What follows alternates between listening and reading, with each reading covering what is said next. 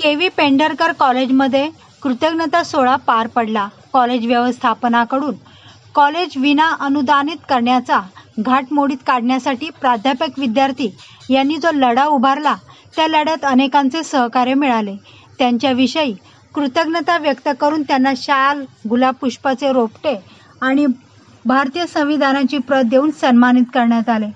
कॉलेजच्या सभागृहात आयोजित सोहळ्यात शिक्षक आमदार ज्ञानेश्वर म्हात्रे उपस्थित होते।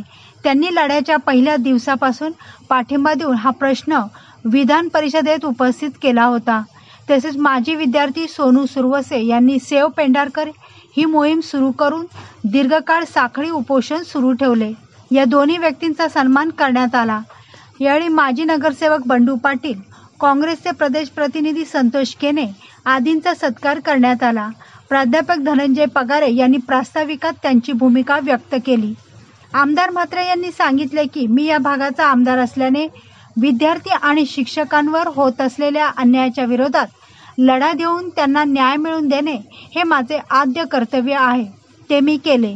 व्यवस्थापनातील अध्यक्षांचे वय पाहता त्यांच्या विरोधात जास्त ॲक्शन घेता आली नाही। मात्र कॉलेजवर प्रशासक नेमण्याच्या मागणी राज्य सरकारने मान्य करीत प्रशासक नेमला। कॉलेज आता तुमच्या हाती आहे, ते वाढवा, त्याचा विकास करा, असे आवाहन आमदार म्हात्रे यांनी यावेळी केले। शिक्षण आमदार म्हात्रे सर यांनी पहिल्यांदा पाठिंबा दिला आणि त्या कॉलेजमध्ये आले आणि ते जेव्हा इथे आले त्यांना कॉलेजचे डोंबिवली शिक्षण प्रसारक मंडळाचे जे तथाकथित अध्यक्ष आहेत त्यांनी कॉलेजमध्ये येण्यास मज्जाव केला। त्याच दिवशी ठरवलं होतं आम्ही की ज्या दिवशी सरांना अडवलं आहे त्याच्या आतमध्ये आम्ही त्यांना बाहेर काढू आणि सरांना मान सन्मानाने त्या कॉलेजमध्ये पुन्हा आणू।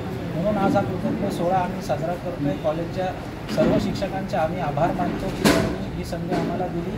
आमदार साहेबांचेही आभार मानतो आम्ही की त्यांनी आम्हाला असाच पाठिंबा दिला, पुढेही देत राहतील।